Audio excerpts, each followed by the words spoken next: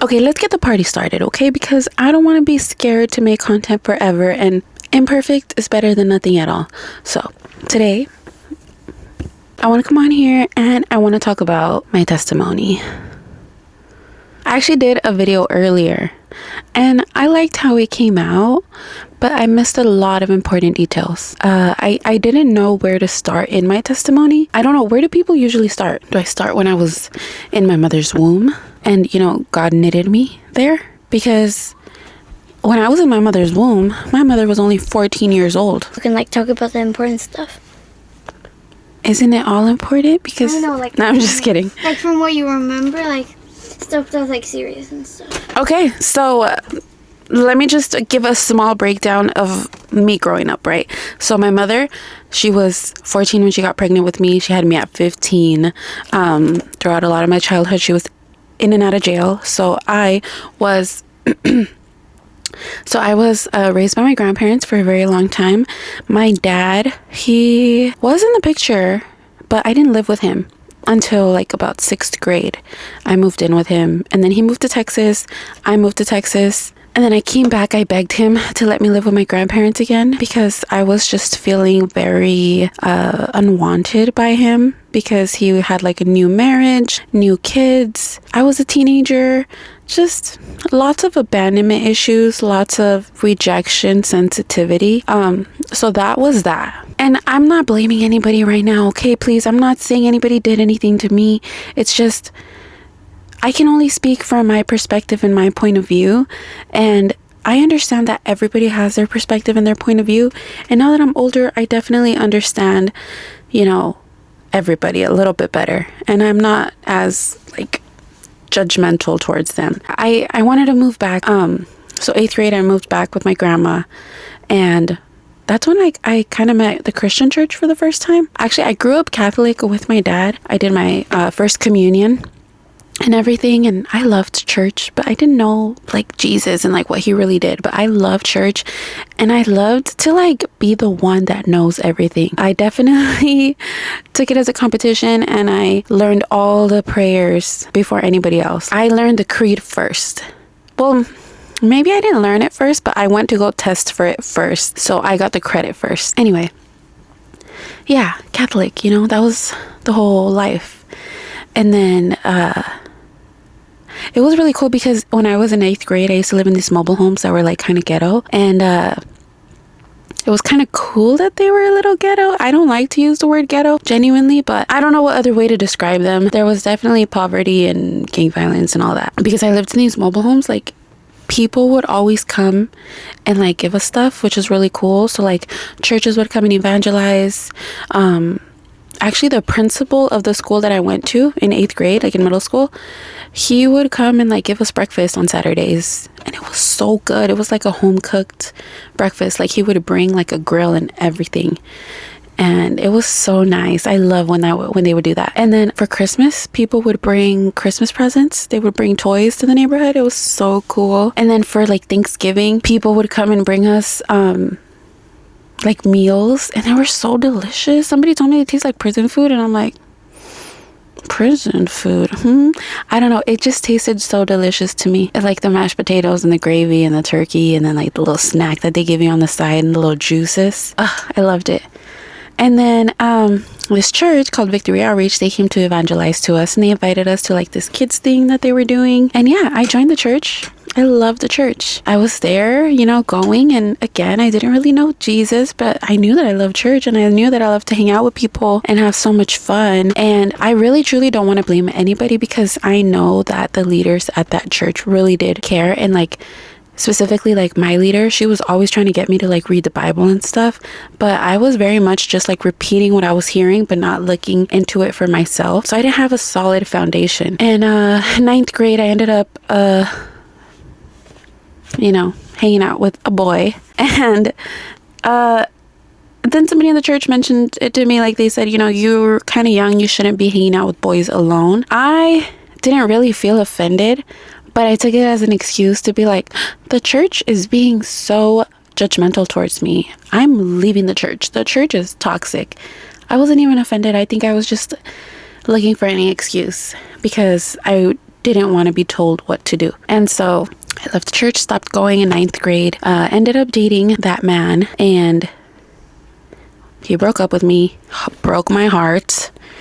And then I moved back to Texas with my dad, but then I begged my dad to let me move back to California again. So like 10th, 11th grade over there, and then came back like senior year back to California, and just really wanted this man so bad. And I was like doing anything.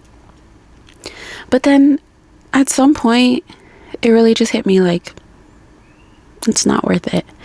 And I told him, I'm like, I think I'm done. And he was like, okay. 6 weeks later, I hadn't even spoken to him. 6 weeks later, I find out that I'm pregnant. And honestly, I am so thankful for my pregnancy. I didn't get pregnant on purpose. Heck no. But I'm just thankful that out of all of that chaos that I went through in middle school, high school, everything, I got something so beautiful out of it. So like, I can't even regret that. Even if I just can't, right? I can't go and regret and look back and like at all. I cannot look back with regret at all. I am so thankful to God because out of all of that chaos, all of that craziness, I have my precious baby girl. And there's just absolutely no way that I could possibly regret everything that I did and like leaving the church and everything like that, right? So yeah, when I came back to California, got pregnant, then me and her dad, like we did try it again. This time I didn't really have feelings anymore. But we just thought we owed it to her to at least try, but it didn't work. I was really young, didn't know anything about like commitment and like, putting God in that foundation, anything like that, right? So we broke up. I ended up moving back to Texas. So there's a lot of running away for me. Lots of running away. And so ran away to Texas, hoping that my dad was going to help me. A few like months later, he moved from there. He went and he decided to move to like the Panhandle. But I guess that was like already in the works. So I'm not really mad or anything. But I was in Texas by myself. But Texas was like a very sweet time. I met some very wonderful, beautiful people. Oof. I was only there for a year, but it felt like I was there for like 5 years. Time just went by so slow. I worked 2 jobs and my daughter was like always at the babysitter's house. But for some reason, like I just felt like, I don't know, time just went by slower. People were a lot friendlier, more welcoming, kind, like more relatable. And then my babysitter, she ended up quitting on me from one day to the next when I was out there in Texas by myself. And so I was kind of forced to move back to California that time. And I said, okay, let's go back to California. I lived with my grandma for a little bit and then I just decided to get my own apartment like after COVID, because truthfully what triggered it was the fact that I got COVID and I felt like my family didn't care because they just like kind of left me locked up in a room and weren't even checking on me, and it just made me feel so rejected again. So I got my own apartment, moved in with my daughter. Man, it is exhausting talking about all of this. Why am I giving all of this information? I don't want to get discouraged. Okay, so me living in my apartment by myself, that's truly where things started to get like really dark for me. I started working at this store where I didn't really feel welcomed or loved or cared for. I actually felt very rejected, felt like very like if I was disliked. Yeah, it was just really bad. And then my anxiety got so bad. I was so lonely. I cut off my family. I was so desperate to have friends, to be liked. And then the thing about me, which sometimes I still do today, is like if I'm feeling really, really lonely, I start doing a bunch of like cool stuff by myself. So like one of the cool things that I did was I went to a Kehlani concert because I was so into R&B, because I was such a sad girl, sad broken hearted girl. And so I was listening to Kehlani a lot and I wanted to go see her in person, and I went by myself and I drove over there and I had 2 drinks My plan was to get there super early so that I could drink and sober up by the end of the night. So I got there early, got the 2 drinks, was at the concert, everything. And then after the concert, I waited. I ate like a hot dog that they were selling outside. And then the parking lot started to get empty. So I got really creeped out and then I drove home. I got pulled over by the police and they charged me with driving under the influence. They didn't charge me for being over the legal limit because technically I wasn't over the legal limit. I was like at a 0.07. Anyway, I dealt with that for about 2 years or 3. I don't remember if it happened 2021 or 2022, but it ended 2024. I believe it was 2021. I'm pretty sure it was 2021. Anyway, that is where I feel like God really met me during that time of my life with the whole DUI thing, because my mom had been in and out of jail pretty much my whole life. I was now a mother, and my biggest fear was to go to jail. My biggest fear was to honestly be involved with the police in any way. And then when I had to go to trial, I was just so scared.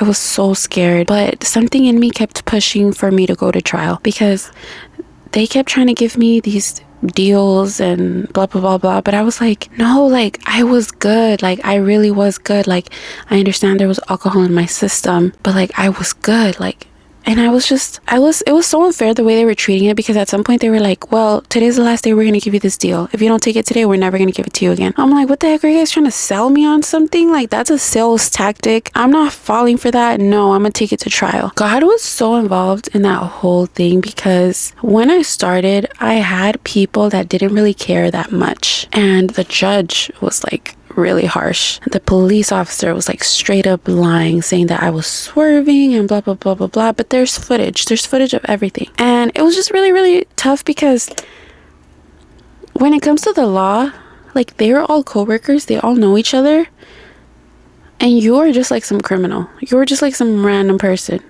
They don't know anything about you. But you know what, even if they did, like I wouldn't really have much to prove that I'm a good person, because I really wasn't. I was just living in the world, trying to please people, trying to get people to like me, and so desperate. And when I went to trial, that was like the hardest week of my life. I couldn't sleep at all, and every day I was crying and praying to God. I didn't understand that Jesus loved me. I didn't understand the gospel. I didn't understand any of it, but something in my spirit was just making me call out to God, because I was so desperate. Because while this trial is going on, I'm also at a point where I cannot afford my bills anymore. I cannot afford my rent, and I have to give up my apartment, and I don't know where I'm gonna go live, because I just cut off my family. I just genuinely felt like I had nowhere to go. So my lovely aunt, she ended up coming and helping me move, because that whole week that I was on trial, I couldn't sleep. I couldn't get anything done. I was so anxious, and my apartment was a mess. And that was the same week that I had to move out. So my aunt, she showed up and she cleaned everything for me. And one day she stayed up the whole night and she let me sleep. And I'm never ever gonna forget that, because that is the love of Jesus that I experienced through her. And like, that's just how God shows up in so many ways. Like, he showed up when he changed my lawyer, my trial lawyer. The first lawyer did not care. My second lawyer, he cared a lot. The prosecutor, he was really messed up, and he got switched out for this girl who was actually very reasonable. The jury, everything, it was good. It was okay. It was manageable. I beat my case. I got found not guilty. And then, I got found not guilty. Whew. But even with that, it was so hard, because this is the thing, like, I got found not guilty for that original charge, but when I had told them that I wanted to go to trial, they added the charge that I was over the legal limit. They had not added that before, because I was at a 0.07. So they added it afterwards, but even their own people testified against them. Basically, what they were trying to prove was that at the time that I started driving, I must have been over the legal limit if by the time I got the test, I was under the legal limit. And he said, there's absolutely no way to prove that, because the way that the body works, you stay for a longer period at that, like, let's say 0.07. Like, you're going to be at your peak when you first drink the alcohol, but as the night goes on, you're going to level out at some point and you'll stay in that place for a longer time. So he basically said, like, there was no way to know if I was over the legal limit. Fast forward, I'm sober. I don't drink anymore. But at the time I did. So yeah, they actually found me like not guilty for the first one, but for that second one that they added after that, saying that I was over the legal limit, that one, they couldn't come to a decision. And so when they couldn't come to a decision, the prosecutor, she was like, okay, we want to do another trial. I was so heartbroken. I was so mad. I could not stop crying. I had a full breakdown in the courtroom. Not like in the courtroom, but like in the courthouse, because I did start crying in the courtroom, like tears were coming out, but I wasn't gonna be like yelling. I wanted to be respectful. I had purchased a Bible like a few days before, and I would just carry it with me. Honestly, because I thought that it was gonna bring me favor in the courthouse. I thought, let me just bring a Bible for good luck. I feel like, Bible is good luck. And I was not reading it, but that day I opened it right there in the courtroom. I mean, not in the courtroom, right there in the courthouse. I opened the Bible and there was a verse that said, cherubim, and the angels will fill the courtroom and the glory will be displayed in the whole room. And I was just in awe. I already had a feeling that God was involved. I already had a feeling. So when I got that verse that like just stood out to me, I said, what? Is he speaking to me through this book?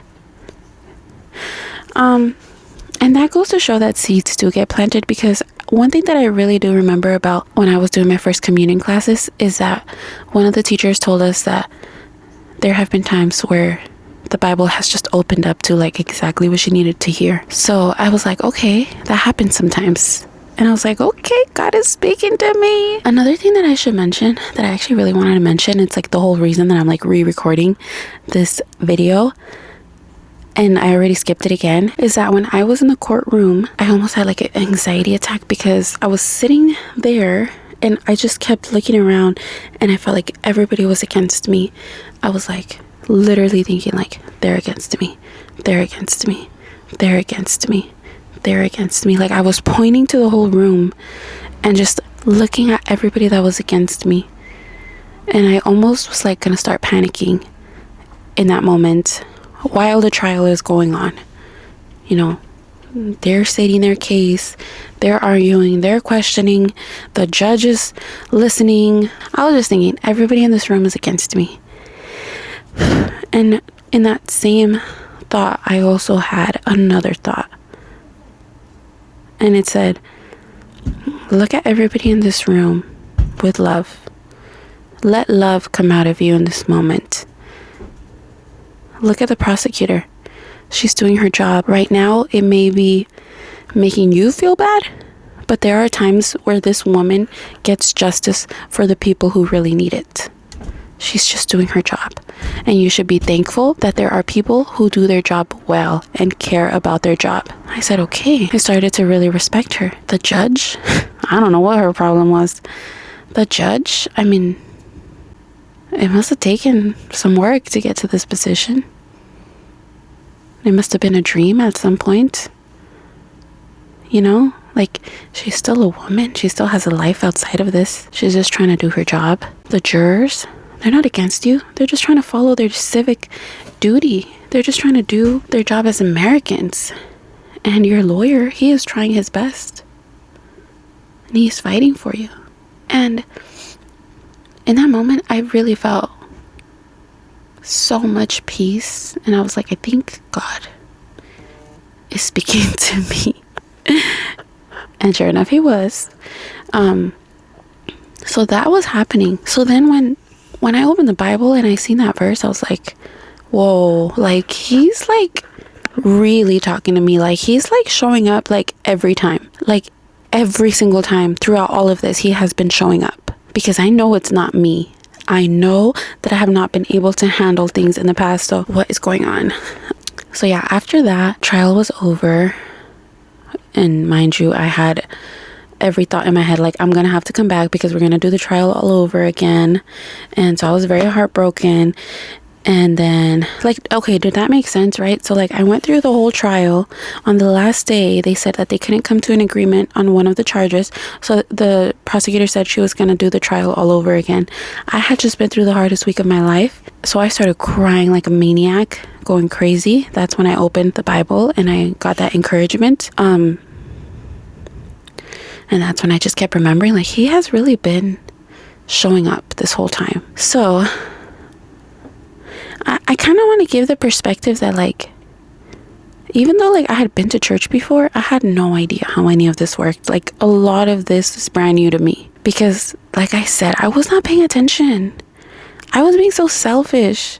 When I went to go take my first communion classes, I just wanted to be the smartest person in the room. When I was in church in middle school, I just wanted the friendships. I just wanted the fun parts. I just wanted the days when we would go to Universal Studios, the days when we would go to Six Flags, the days where we would go on retreat and we go to the mountains. I just wanted those days. I didn't want Jesus. It wasn't until I really got to the lowest point in my life. I got to the point where I was needing to move out and also just went through this trial knowing that I'm gonna have to go through it again. And then I moved in with my aunt for a little bit, and it was during that time that I felt like I really got close to God, because she lived in San Bernardino and my daughter was still going to school in LA County. So I would have to drive every morning, and every morning I would cry the whole ride. Just cry and cry and cry and cry and cry. And I made this worship playlist with just like a few worship songs, and it became the only thing that I listened to. I still had all my worldly music on my phone, but I was only listening to that Christian playlist. And yeah, every day I was crying. Every single day. And then I started to read my Bible. So the trial ended in March, and the next month was Easter. I believe it was in April that year, like April 30th. On that Easter, I went to Sandals Church in Riverside, and I think that's when I finally heard the gospel, like in full, by Pastor Matt. And he just basically said, like, what are you doing? Give your life to Jesus. And I said, okay, I'll do it. I'll give my life to Jesus. It's his. Yeah. Say no more. It's his. The anger and the trauma and all of that, it didn't go away. I was still not fully faithful in going to church every single Sunday. It took a while to get there, but I had accepted Jesus in my heart, and that's when everything started to really change for me. I ended up moving back to LA County with my grandparents. I think I mentioned this already, but I had cut them off because when I became a mom to my daughter, I realized that a lot of the things that they allowed in my life were not okay, because I would never allow those things in my daughter's life. So I had cut them off, and now I'm back living with them.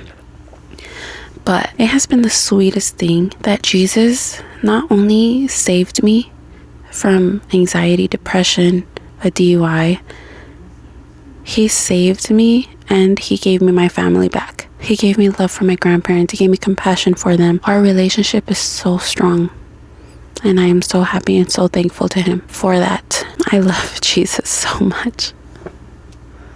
I'm not perfect. I still have my spiritual struggles. I still have doubt sometimes, and worry and anxiousness and bad money habits, and I just, there's still a lot, but Jesus is so precious, and he's worth everything. He's worth your whole life.